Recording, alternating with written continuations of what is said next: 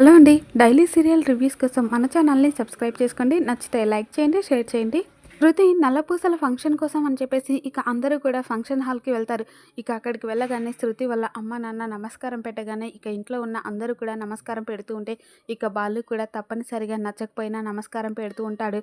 తర్వాతేమో ఇక మీనా అయితే ఏవండీ మనం లోపలికి వెళ్దాం పదండి అని చెప్పేసి ఇక బాలుని అక్కడి నుండి తీసుకెళ్ళిపోతుంది.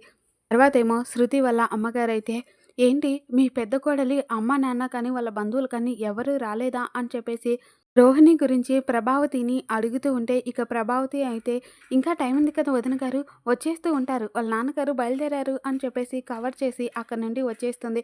తర్వాతేమో ఇక ఫంక్షన్ హాల్ లోపలికి వెళ్ళగానే రోహిణిని పట్టుకొని, "రోహిణి ఏంటి మీ నాన్న ఏమనుకుంటున్నాడు? నీకి కొంచెమైనా బాధ్యత ఉందా లేదా? నీ గురించి పట్టించుకునేది ఉందా లేదా రోహిణి? ఇప్పుడు ఈ ఫంక్షన్‌కి వస్తున్నాడా లేదా?" అని చెప్పేసి ప్రభావతి గట్టిగా రోహిణిని నిలదీస్తూ అడుగుతూ ఉంటే, ఇక రోహిణి అయితే, "మా నాన్న ఆన్ ది వేలో ఉన్నారు ఆంటీ వచ్చేస్తారు" అని చెప్పేసి అక్కడి నుండి కవర్ చేసి వెళ్ళిపోయి, ఇక తన ఫ్రెండ్‌కి, "ఏంటే నేను చెప్పిన అతన్ని అరేంజ్ చేశావా లేదా? ఈ ఫంక్షన్ ఆగిపోవాలి అంటే బాలుకి తాగించాలి. తను తాగాక ఏం వాగుతాడో తనకే తెలీదు.